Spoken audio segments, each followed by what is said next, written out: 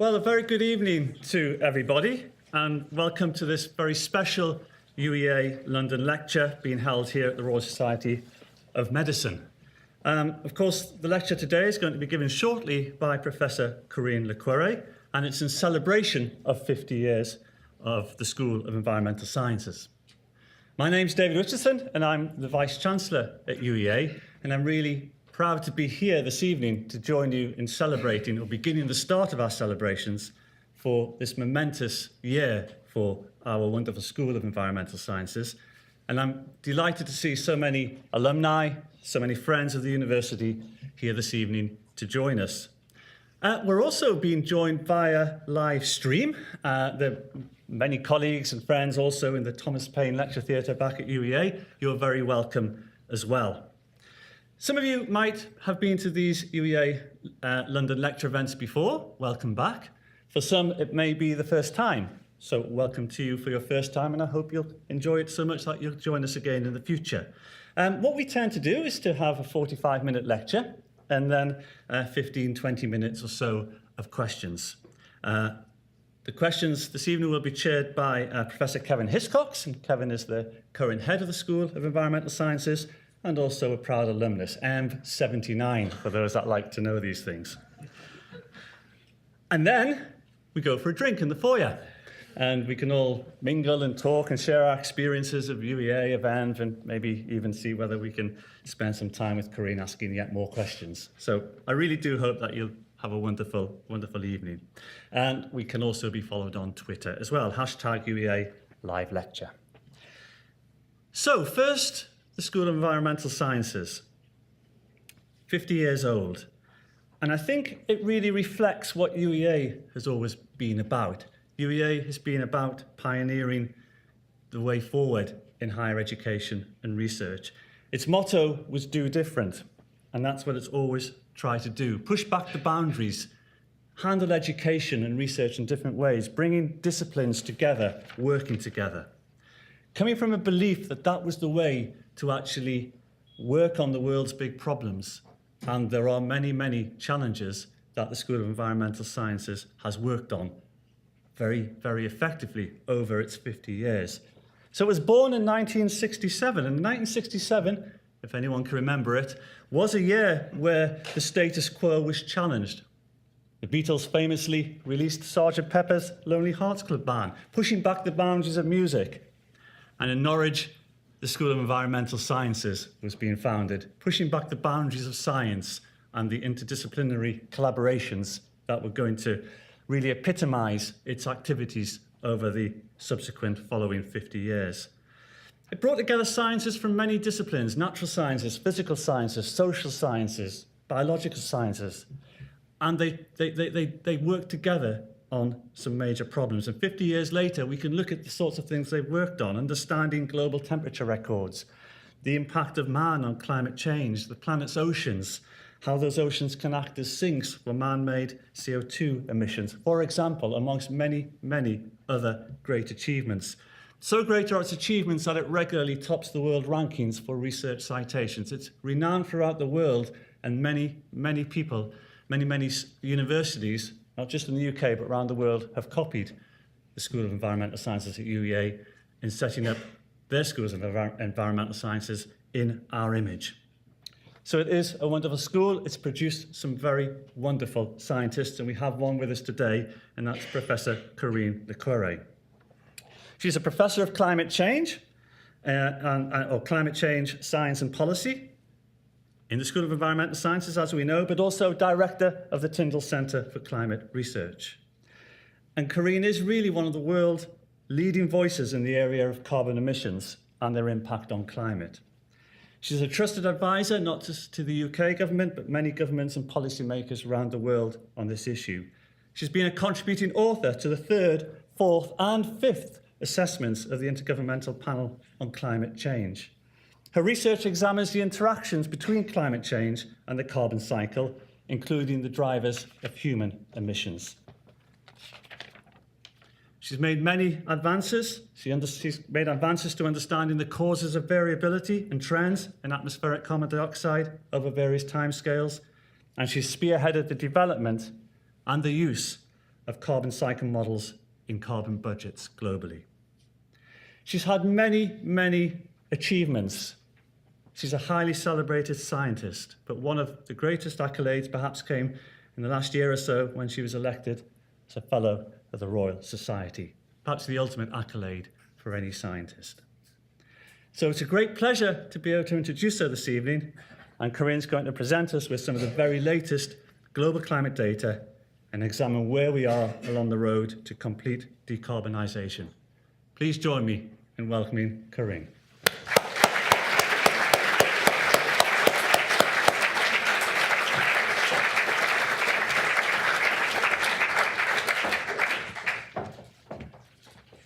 Thank you, David, and good evening, everybody.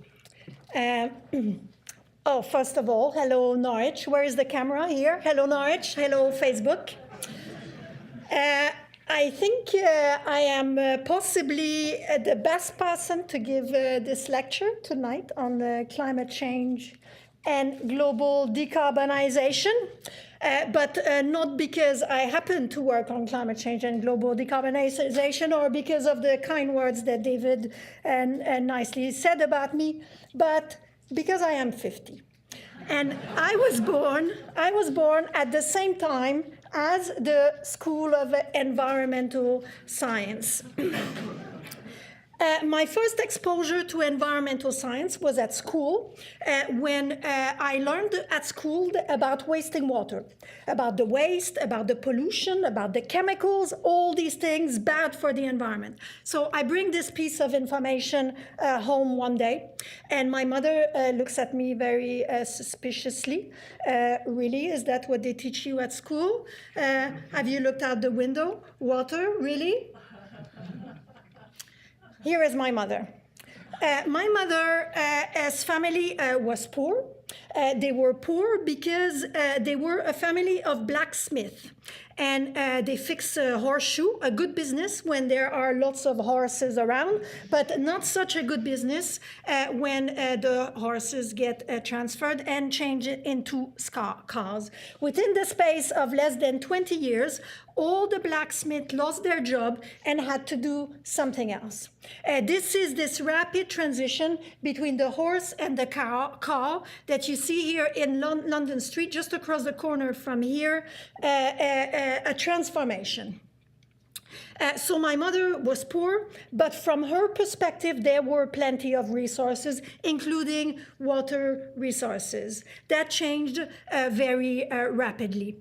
You see now, moving forward a little bit more, in 1950, the smog that were in the street of London at the time, black smog poisoning people's health, making everything look gray, a little bit like you see in the news for Beijing nowadays.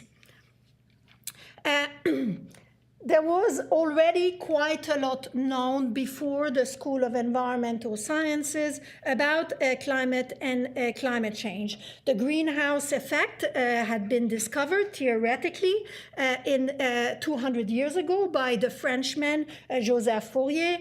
It was followed by laboratory demonstration of the absorption of heat by greenhouse gases by the American Eunice Foote, and then by the Irishman John Tyndall, which gave his name to my center. We borrowed the name from him more truthfully, and followed then by the very first estimate of increasing greenhouse gases would affect surface temperature by the Swedish Svante Arrhenius over 120 years ago.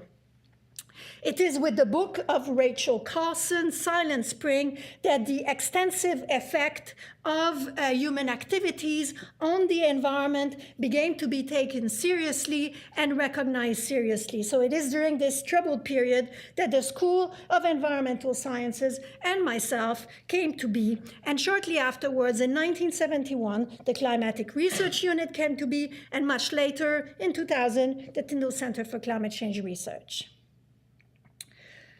The late 1950s is also the time when direct observations of atmospheric CO2 concentration began at Mauna Loa Station in Hawaii. This is what you see, the dark dots here, which eventually have been brought, the measurements, the estimates have been brought backwards in time through the help of ice core data.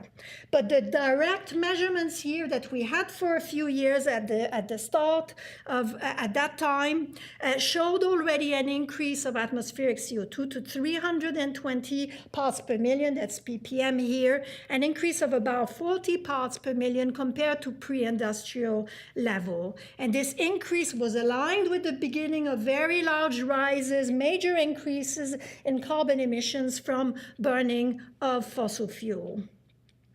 We had no temperature records at that time globally, but if we had had record, this is what we would have looked like. Warming of about 2 degrees Celsius only. The presence of natural variability in the temperature record was already recognized already then. And in fact, a paper published in 1981 by colleagues in the School of Environmental Science at UEA said that although it is widely believed that increasing atmospheric CO2 level will cause noticeable global warming, at that time, the effects are not yet detectable, possibly because of the noise of natural climate variability.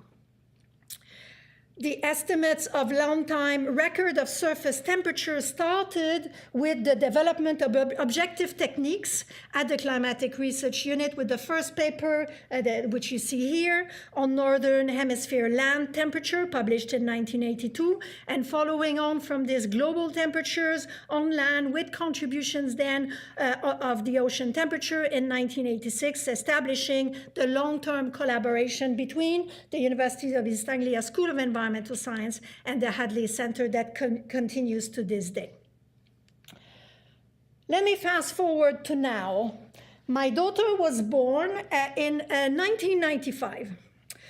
One thing that marks time of this period is the emergence of the digital world. It was still on the margins. If some of you, if you were there, 1995, you will remember, you might remember that it was still in the margins, but it emerged about that time.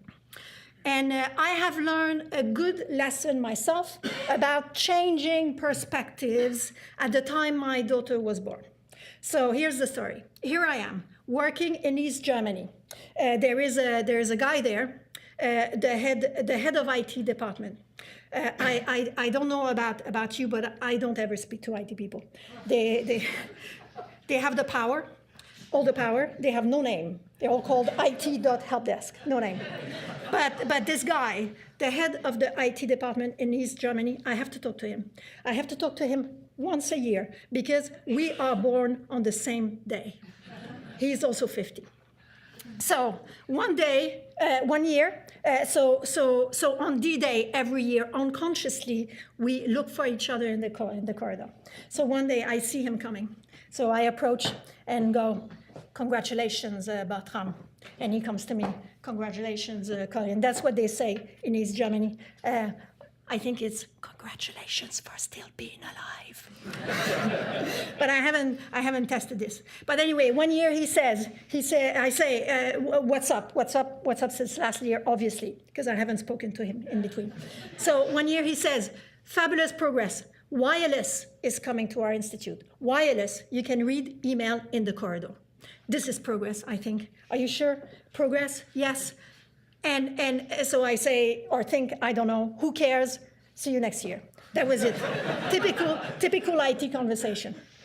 So all this to say that I totally missed it. The wireless, I did not see coming the rise of the digital area. It passed me for 2 decades before I grasped its importance, before I grasped its usefulness, before I have this toy that is inseparable, I play with all the time.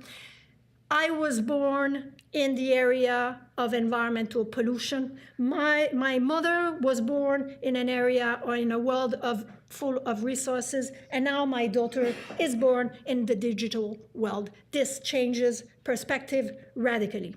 And by the way, I think I have the less of all the worlds here with the polluted environment. But here we are, 50 years later, to come back to the data here, emissions tripled here, 36 billion tons of CO2 from fossil fuel alone. The rise of CO2 in the atmosphere crossed 400 parts per million level without the blink of an eye, and the world temperatures have now warmed by a full degree centigrade. By the way, do you understand these plots here? That's time here. No axis, you just have to look up the number. They're here. I'm just trying to simplify. Okay, now is a good time to examine the temperature record. So we have 150, 70 years of temperature record here. I have to say, though, before I give you all the science here, that we do get a bit creepy in science sometimes. We had this pause in warming temperatures recently. It's here, the pause, the hiatus. Have you heard about that? Yeah, in the newspapers, they liked it. In the newspaper, they were drooling over the hiatus. It was tough. It was tough for us. It was a constant challenge explaining the global explaining why the global temperature had barely risen, explaining the role of natural variability in this, and saying like something like, "Don't worry, it will warm again," something like that. So when finally, and it was hard. I have to say, it was hard. Do you remember? And so when eventually. In 2015, when the world temperature, so this first of the high dots here, eventually in 2015, when the world temperature smashed the record, I went, yes! And then in 2016, yes! And then again, the Metal Fist this year published their forecast for 2017, and it's going to be warm again. And I have to say, I was also a little bit happy that year. I'm not proud. I'm not proud of this. This is a complex. It's a complex situation.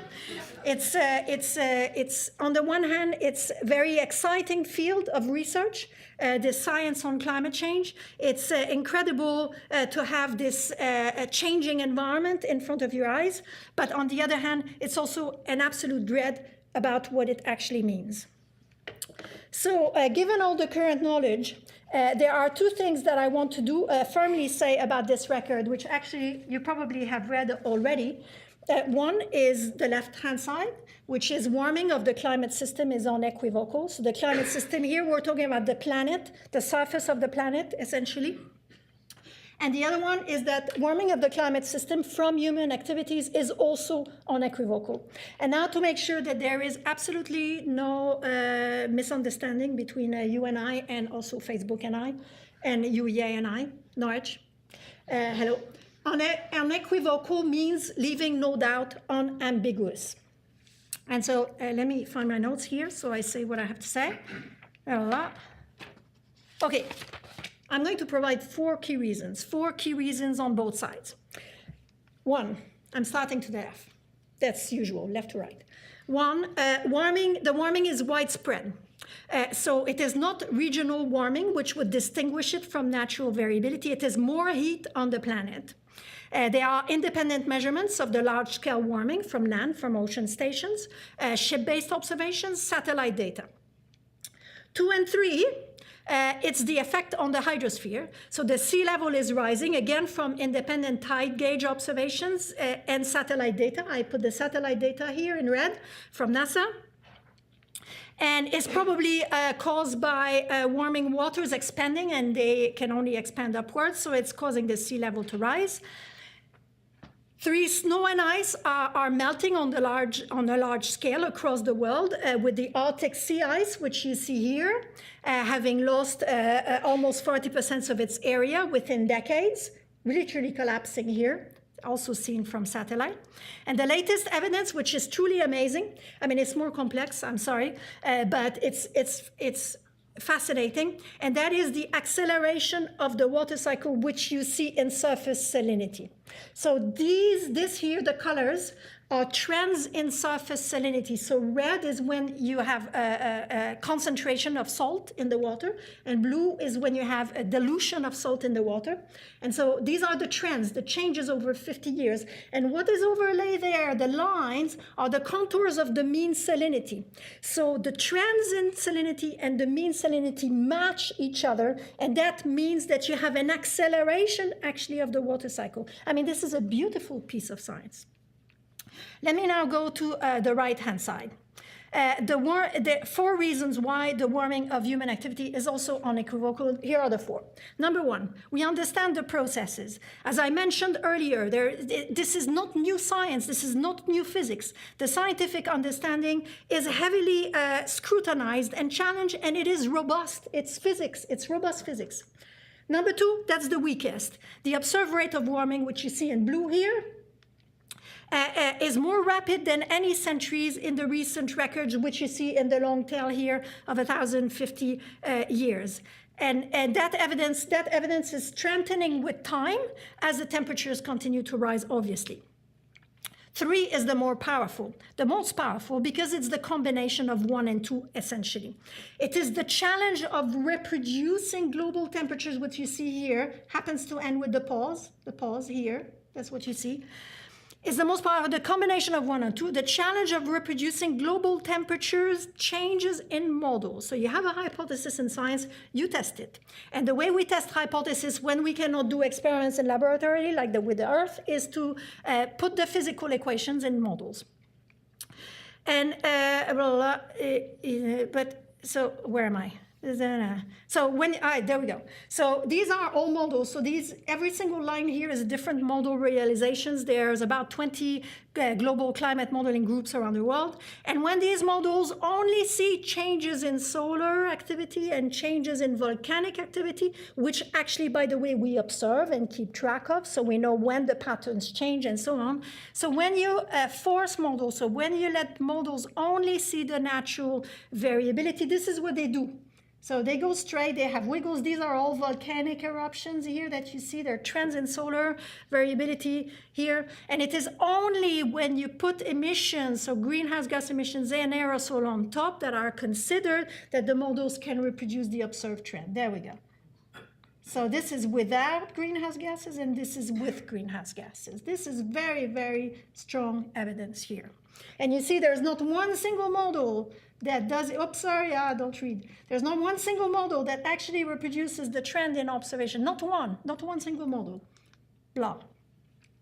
The last one is my favorite. There is no alternative explanation. This is how science works. Explain the observations, please. You think that it is something else? Fine. Show me the equations. Put this in a model. Make your proof. Untested hypotheses are just not good enough. The warming that you see here is enormous on planetary scale.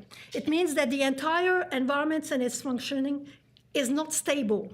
This includes environmental conditions that support water availability, conditions that influence weather, food production, forest fires, fish stocks, and that favor or not pest and disease outbreak. In the latest analysis of extreme events in 2015, without exception, human-induced climate change made the heat-related events either more frequent or more intense, or both.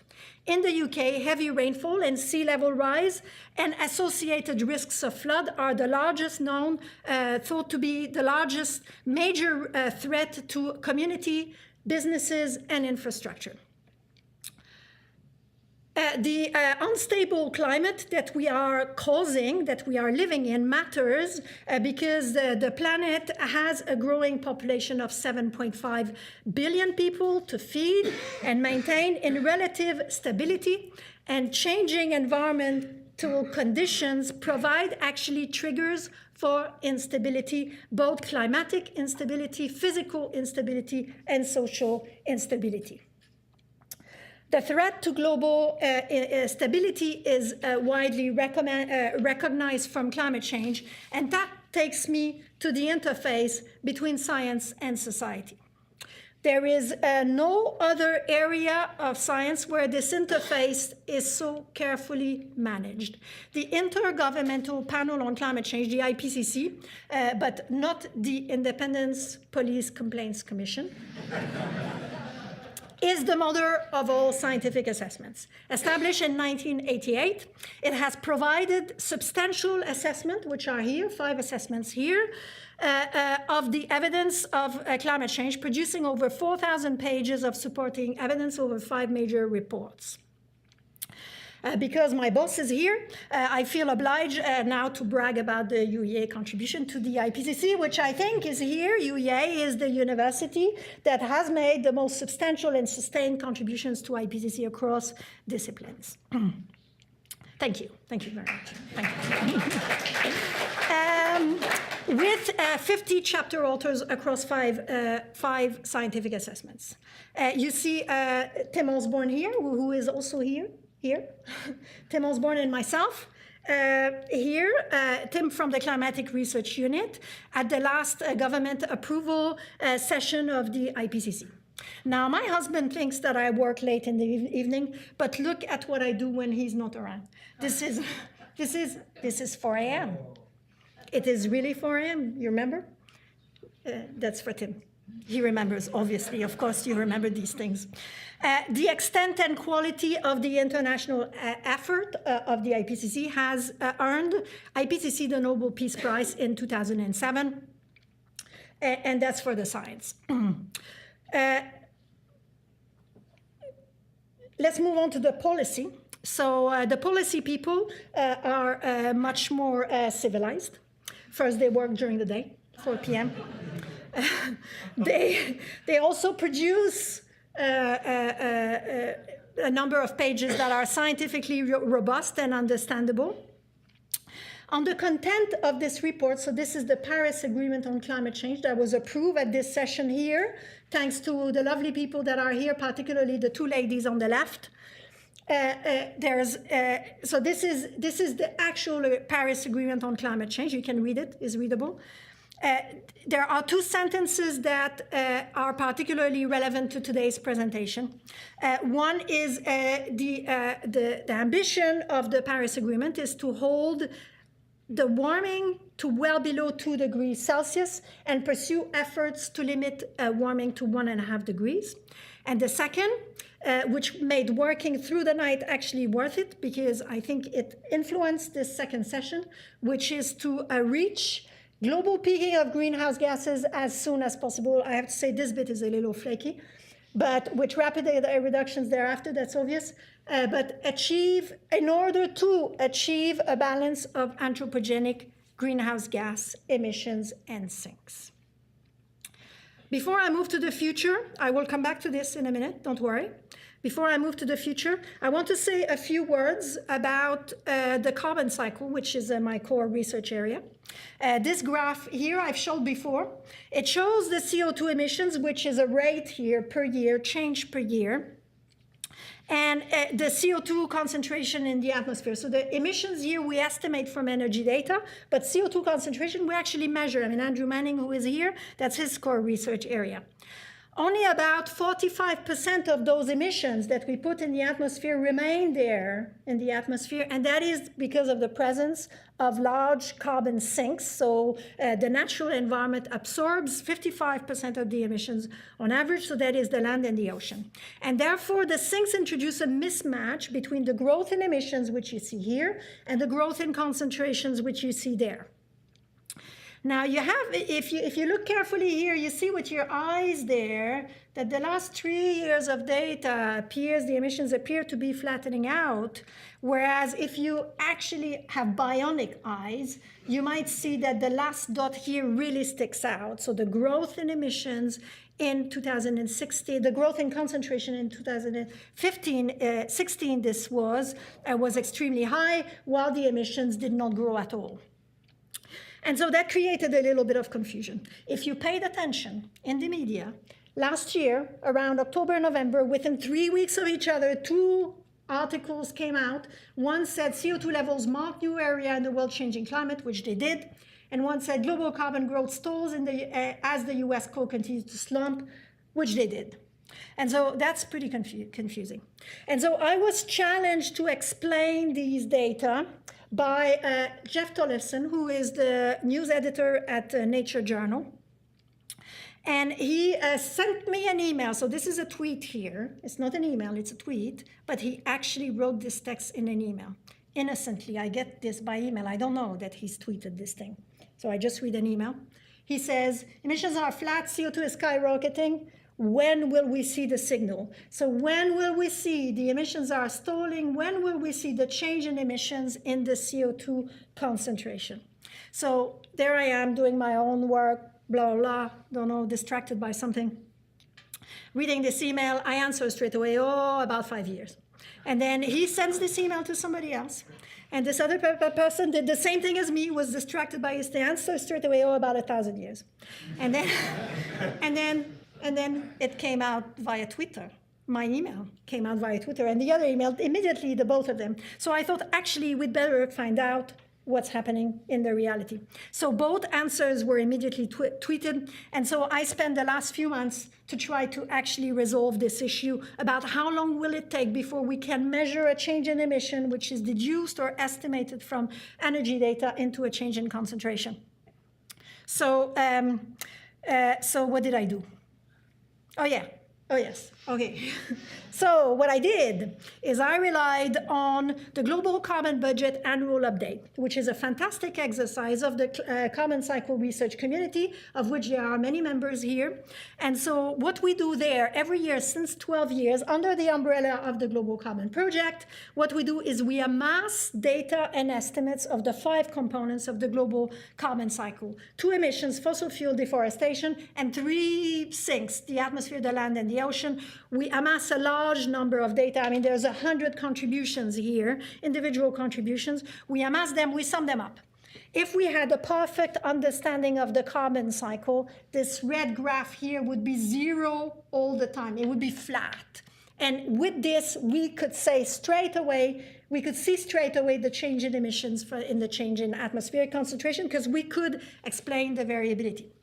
Now, you will see that it's not 0 all the time. It is 0 on average, though, and there is no trend, so that's already pretty good. But there are big areas of uncertainty. It's not uncertainty here. Actually, we call it unaccounted carbon. So this is either areas where the emissions have been over or underestimated, or more likely where the carbon sinks are responding to climate variability in ways that we do not yet understand and that are not included in our model. So I'm doing a little analysis here of exactly how long it would take at the moment to be able to detect an emission change in concentration. The answer is going to be about 10 years. That's actually the frontier of research in my field, but unfortunately, my grant was just rejected yesterday, so it's going to take a little time to find out. That's life, by the way. It happens all the time. Okay, back here. Now, let's have a little glimpse into the future. The warming from greenhouse gases is, sadly enough, not reversible on kind of human timescale, at least not for many centuries. So the temperatures will remain elevated in the foreseeable future. What you have now is what you get. Whatever we do, foreseeable future, to whatever level we let the temperature rise, and a substantial amount of adaptation is going to be needed to the new climate, no matter what, particularly as the sea level rise will continue to rise even after the temperature have stabilized until the new cryosphere, so the snow and water and temperature, reaches a new equilibrium, and the temperature of the oceans. There is only one way, I'm sad to say, to stop the rise in temperature for any level of warming, and that is to bring down the carbon emissions to 0 or very nearly 0. Whatever the warming, whatever the level, eventually the emissions have to come down to 0 or very nearly 0. The model projections that limit climate change to well below 0 look like the green one here. Where the emissions decrease as rapidly as they have increased, at the same rate as they have increased globally, with the need for negative emissions, that is taking CO2 out of the atmosphere and putting it underground, sometime in the middle of the century. The exact level of these emissions is not known precisely, but the more we wait to decrease emissions, the bigger the need for negative emissions later on, or the higher the temperatures. Now, whether emissions, negative emissions, whether these negative emissions here are possible or not, and at what cost and what efforts and who pays and what the financial system is huge research area and huge policy discussion as well. Let me talk about uncertainty. Now, I said some pretty affirmative things about climate change before. I haven't talked about uncertainty yet. There are uncertainty, obviously, we know this. The uncertainties are mostly on size. They're on how much warming are we going to have for a given amount of CO2. This is the bulk of the uncertainty and the discussion and the arguments that we have in the field right now. It's a super important question because here I show what is the uncertainty and the projection associated with this scenario of future emissions. The risk, if the real world happens to be here, if the projections, if we were able to follow this pathway, the risks is much, much smaller than if the real world happens to be here. At the moment, you have to handle this uncertainty from a decision-making basis. We don't need to delay global carbon emissions very long to exceed the 2-degree limit. This brown scenario here, where peak emissions is delayed by 20 years, that's not very much, rises atmospheric CO2 by another 150 parts per million, and temperature by almost 1 full degree, not quite, 0.8 degrees here, compared to the green scenario, thus tremendously increasing the risks of negative and widespread impacts on society and instability.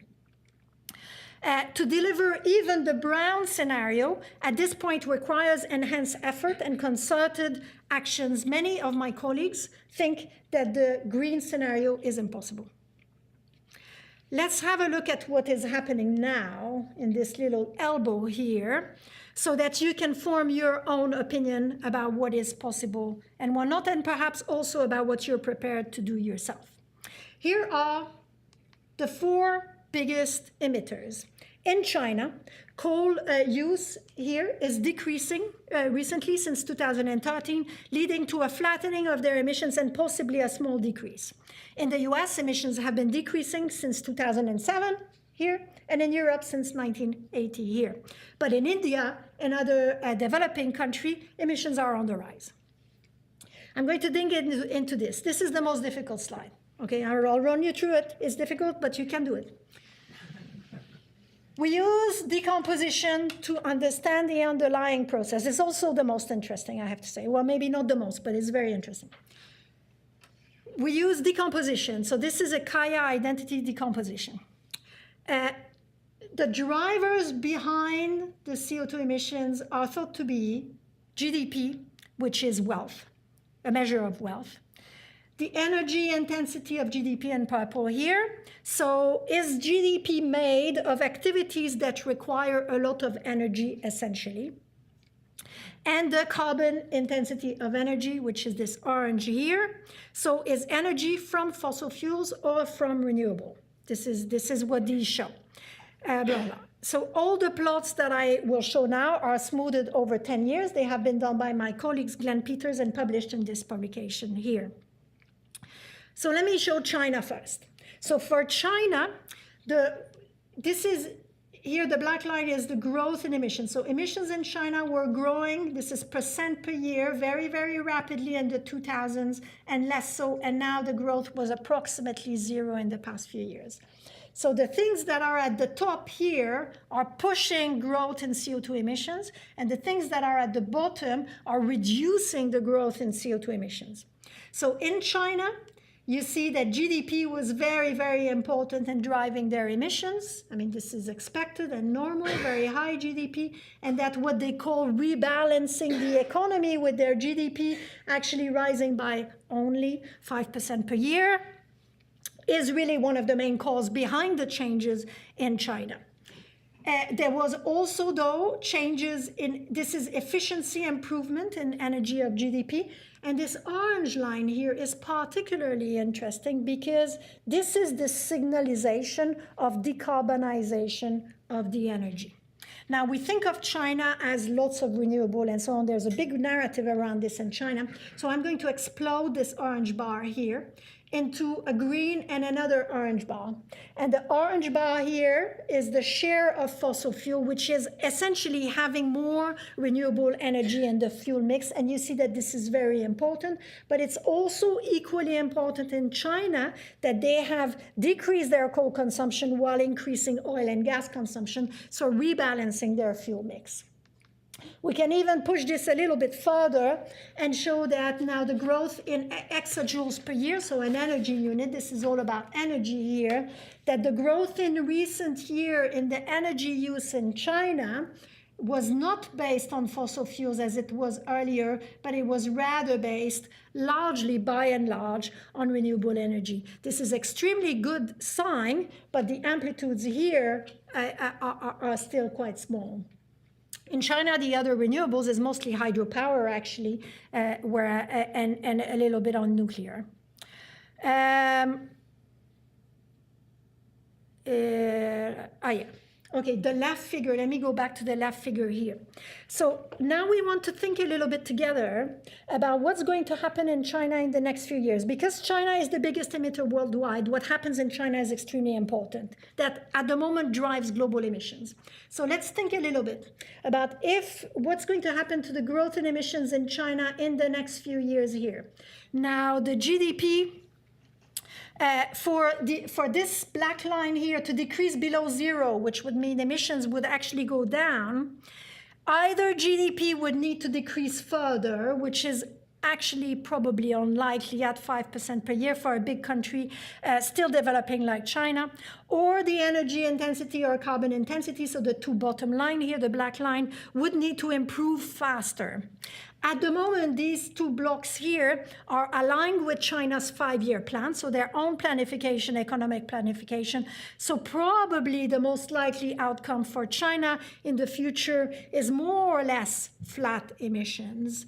Unlikely back to their growth of the 1990s, but also unlikely decreasing rapidly. But who knows? We miss the growth, we miss the decrease, we might miss what's happening again. Here's the story for the US.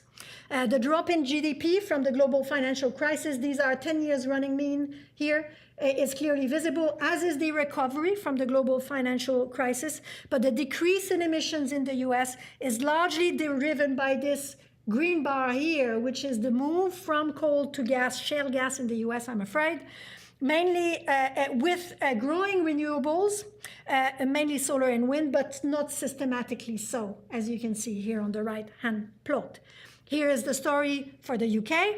Again, the global financial crisis and its recovery, both clearly recoverable, recognizable, with consistent increase in the share of renewable energy, particularly seen on the right-hand panel here. This is renewable energy actually replacing fossil fuel energy, as you can see here, fossil fuel energy being replaced by renewable energy.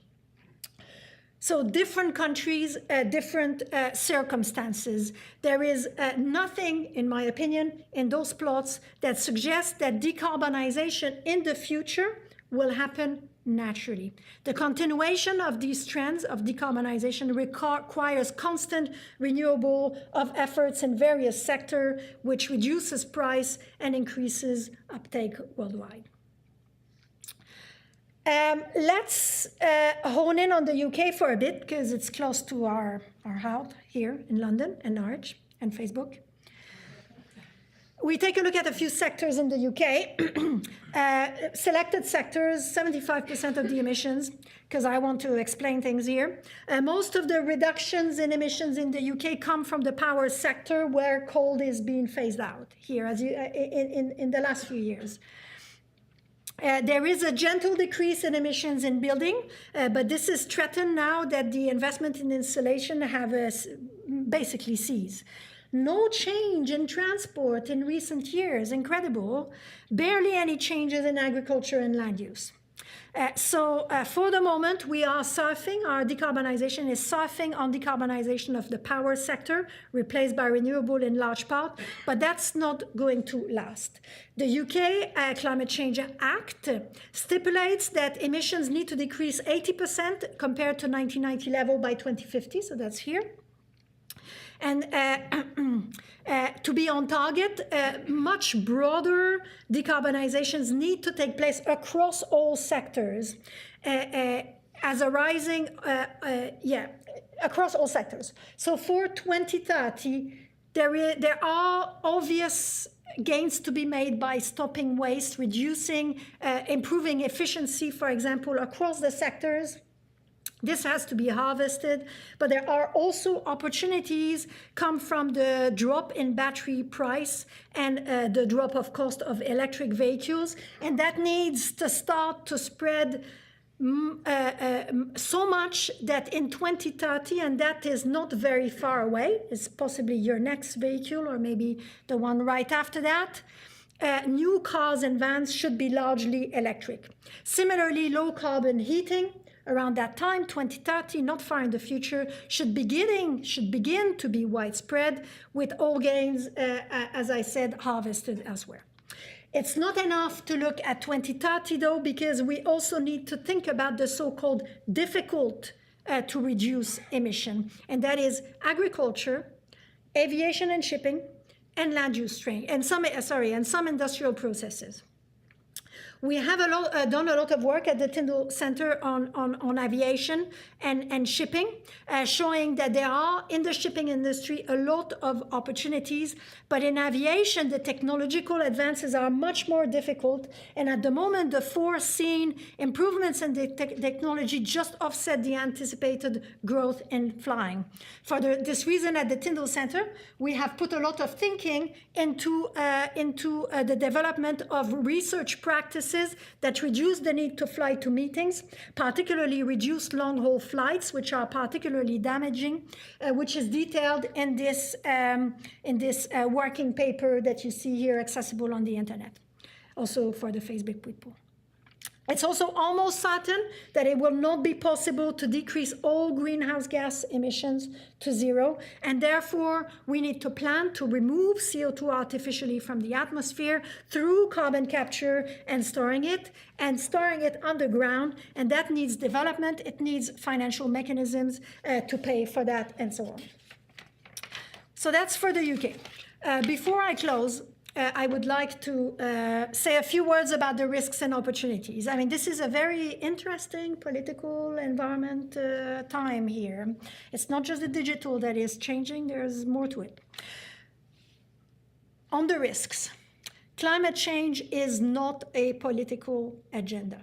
It is an agenda about well-being, about peace, about stability, and about managing the risks we face in our society. This management of the risks can be done by people on the left or on the right of the political spectrum. It is an agenda for the long term for people in society with visions.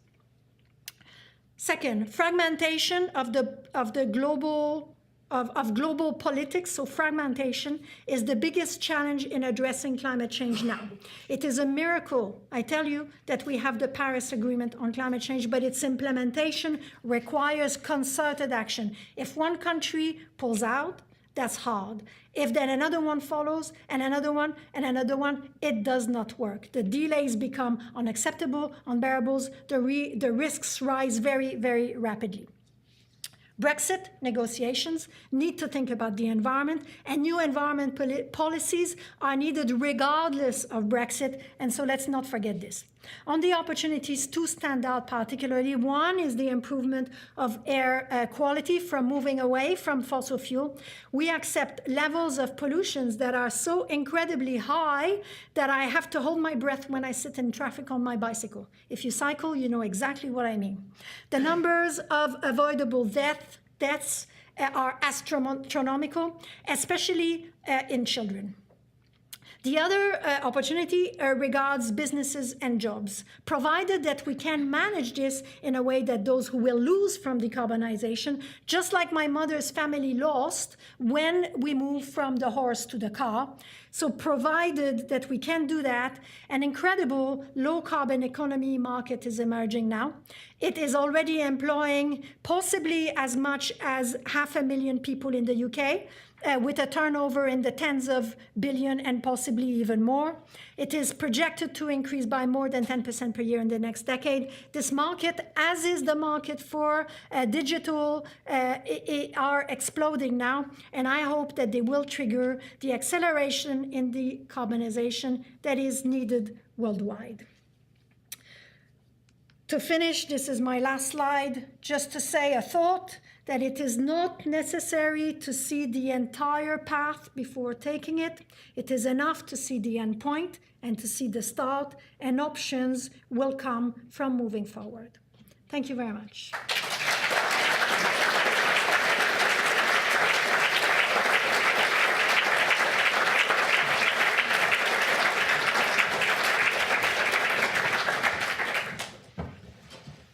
Well, thank you, Corinne. That was quite an exposition of the current challenges that we face as a society globally, and entertaining too, so thank you very much.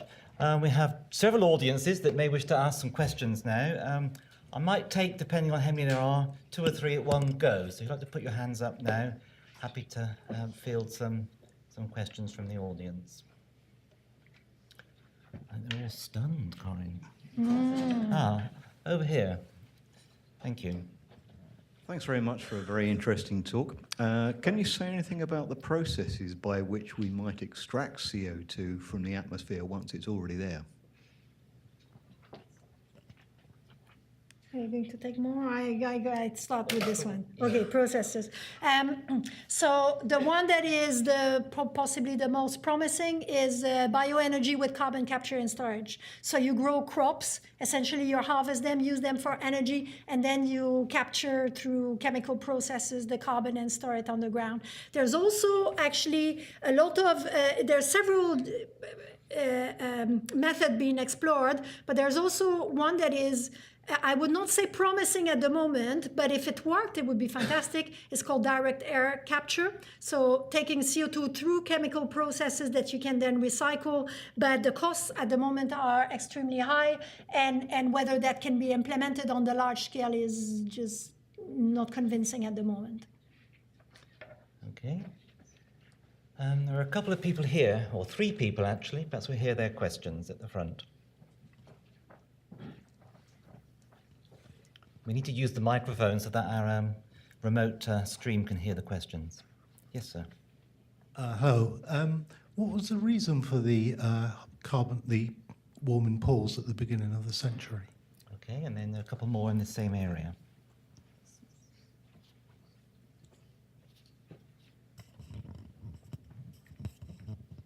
Yes, yeah, please answer your question. Well, my question was about methane and the move towards the sort of lighter molecule, towards the methane molecule. Is that a good thing? Because I read a very scary story today about the Chinese actually mining methane hydrates off of the seabed off the coast of China. But apparently they've done that successfully for the first time. Now, you know, from my perspective, methane hydrates create mass extinctions. It's a very, very scary prospect of actually being able to mine that sort of material. But is the move to a lighter molecule better than keep on producing more oil and consuming more coal? Okay, and to your left, the lady 3 seats to your left. Hello, I don't know if this is an appropriate question for you or not, but I was just wondering about the apparent good news in the UK about the decline in carbon emissions in terms of energy. But I don't understand, I mean, I understand that we're not really investing in true alternatives on any, relevant scale. So is it likely to become bad news in the future because we haven't properly invested in ongoing alternatives?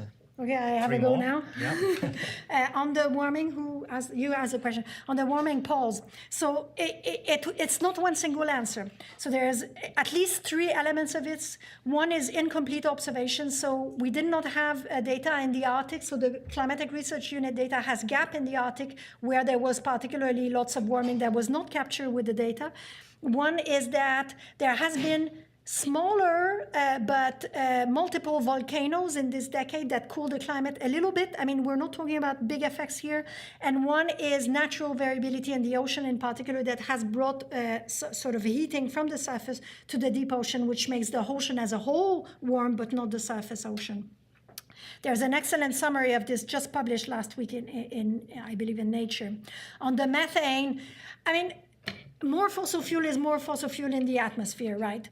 There are large stores of methane hydrate, so if they are to be exploited, then it's more warming. I mean, methane lifetime is shorter than CO2 is 10 years, around 10 years, whereas CO2 is 120 years. So methane will naturally be removed from the atmosphere. On the other hand, it's a more potent greenhouse gas. So it's not a good alternative, I would have said.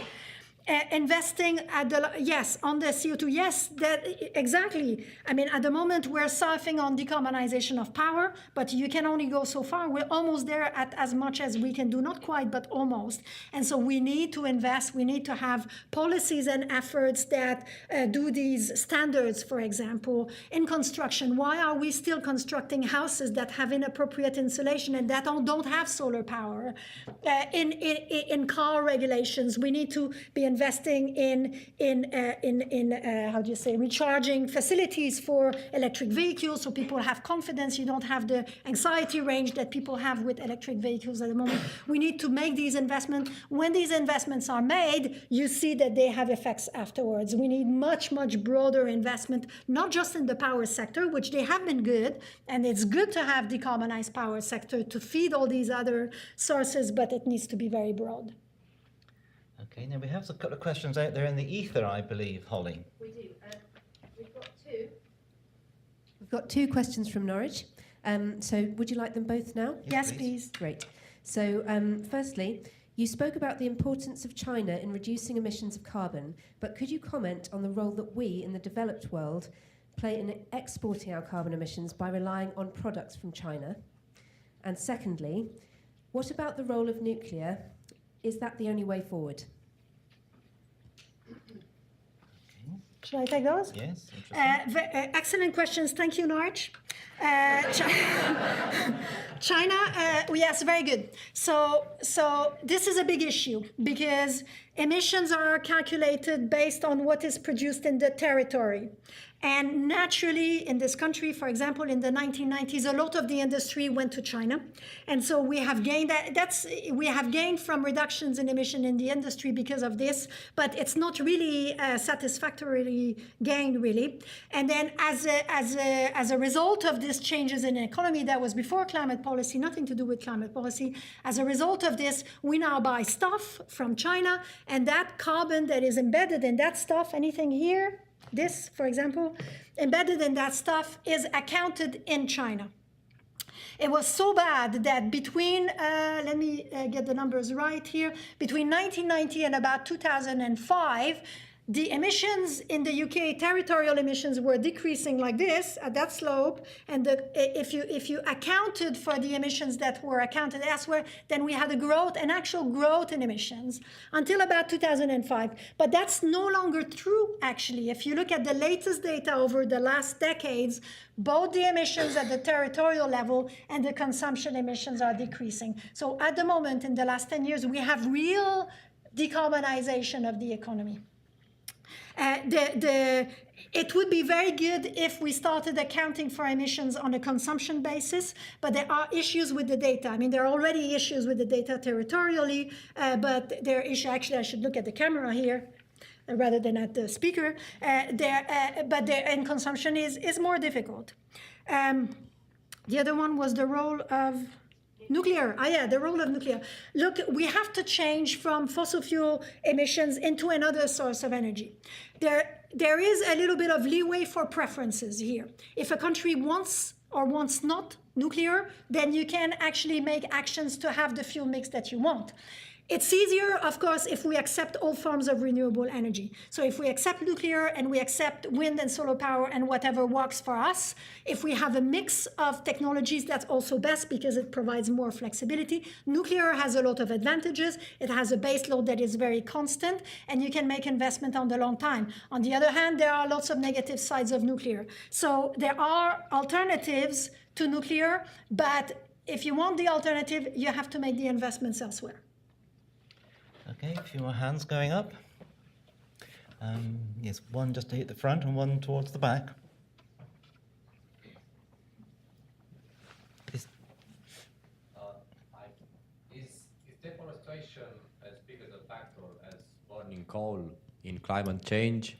And also because you said you're trying to capture carbon from the atmosphere, isn't it easier to keep the greenhouse gases inside the ground, like because of the warming of the tundra in Siberia, the methane gases are releasing in the atmosphere, and that's more powerful greenhouse gases than carbon dioxide.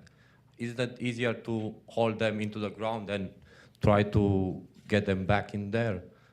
Okay, thank you. And just behind you, there's a question, actually, if you wouldn't mind. And exactly what are the risks of global warming? Are the risks towards the humans or for the planet?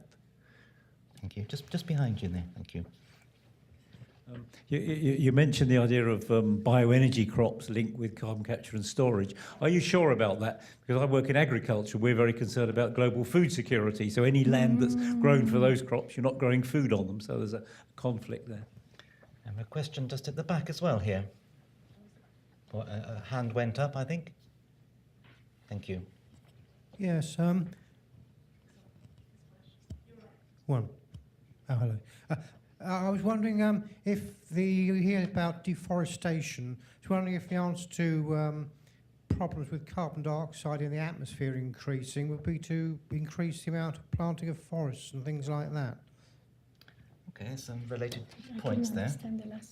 Can you repeat the last question? Have you understood the last question? But the value of The value. planting crops to sequester carbon. Yes, thanks. A lot on deforestation.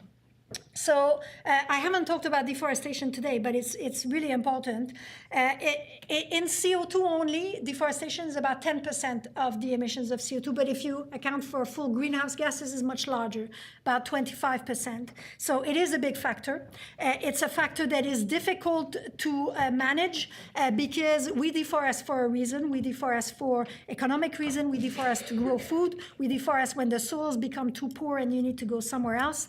And so in the terrestrial area, it's quite difficult to decarbonize agriculture. It's not so difficult to control deforestation, but you have to see it in the bigger context of the value that it provides. You had some. I'll skip the methane hydrates. I liked your question about exactly what are the risks to global warming. I mean, I wish I could answer this exactly, but exactly I cannot. But I can say that the risks are widespread. But humans as a species, we're doing better than ever. Are the risks for the planet or for humans as a species? Because the planet had increases in carbon dioxide in its history, we had peaks, not in recent history like you mentioned, but on the history of the planet, we had peaks like that even. Yeah, I mean, we had, yes, the environment has a lot of instability. The planet can handle it, and the humans the planet is going to respond whatever happens. So the planet is going to rebalance, the ecosystem is going to rebalance to a new temperature. There are things that can happen. For example, ocean deoxygenation is has happened recursively in the geological past. I mean, it depends what you value in terms of the stability of the environment. I think the risks to society are actually very severe. Yes, we are better off in our society than ever, but we've had wars before, we've had tragedies before, and maintaining this political stability depends on the feeling of justice and on the feelings of fairness of international relationships as much as on the exploitations of our resources. What we are doing with accepting higher levels of climate and having an unstable climate is increasing the risks of instability, the risks that the food that we produce is not right or fails in some years in places where people are particularly poor, and a range of risks that will require adaptation. I cannot say exactly, though. Let's move on to the crops, because that's also a very good question. Who asked this? Crops. Crops. Am I sure about this? Not at all. I mean, this is one of the biggest questions, is can we actually do this with bioenergy, with carbon capture and storage? You're completely right about the competition with global food security. We have more people eat more meat, which is, I mean, it's good that they eat more meat, I don't know, but more is good. And there's competition both on the location, on the resources, but also indirectly via price. So these are all extremely important questions, and in fact, we have just got a grant in the Tyndall Center to examine these questions here. And the last one was about the value of... Well, similarly, deforestation, planting crops. Okay, we have just a question, I think, from Hi, Norwich. We've actually got a question from India, I think, which has come in via Facebook. And we might have to make this next one the last one, because we've only got 10 minutes left of life on the live stream laptop, unfortunately. Technology is going to fail us. So the question from India. In India, recently, we have had a policy push on solar, with solar unit prices falling rapidly. What are your predictions on India? And do you think with access to this kind of technology, India could leapfrog other countries? And then there's one question at the front. Here's the last question. It's quite a broad question. I don't know how easy it'll be to answer. But in light of the task we face as a global community to decarbonise in the years ahead, where do you think the push needs to come from to make that change actually happen? Is it from a political... you said that it's not necessarily a political issue, but obviously with things like the Paris Climate Agreement, it's essential to moving forward. Do you think it needs to be a big change from industry on a sociological level? Where do you think the push really needs to be for it to be effective? Question? Thank you, India. In the Carbon Cycle research community, we are all eyes on India, because what happens in India is extremely fascinating, for one thing. Very, very rapid growth, very rapid demand on energy. India is extremely poor, so the way India develops will be crucial, I'm sorry to say, for the levels of climate change that will happen. There has been large investment in solar power, and one of the biggest good piece of news is the price that have come down, which I have heard that bit of information. However, the base in renewable energy is extremely low in India, so you can have growth rates that are very large, but they're still from a really low base. So really, it's not in percent that this needs to increase, but it's actually in quantity. But yes, I do think that India can leapfrog, and I do think that it would be extremely helpful if the price went down and if the investments were massive in India, including from other countries if they so wish. On where needs to do the push, that is such an excellent question to end. I think it needs to come from you, and you, and you, and you. This is the people ask me a lot, what can I do, with the feeling in their eyes that they are hopeless. And I actually think that we are not hopeless. There is a lot that an individual can do, some of which I have shown here. But the biggest thing that individuals can do is use your sphere of influence. Everybody has a sphere of influence. You have your family, you have your friends, you have your boss, you have your environment. And if everybody who actually cares and wants things to happen in decarbonization use their sphere of influence, the movement would grow much, much bigger. That's what Christiana Figueres did, and that's the reason why we have the Paris Agreement on climate change. To move to the next step, we also need to do it again. Thank you, Corinne. I think we should be grateful that we have people like Corinne to take these messages forward for us.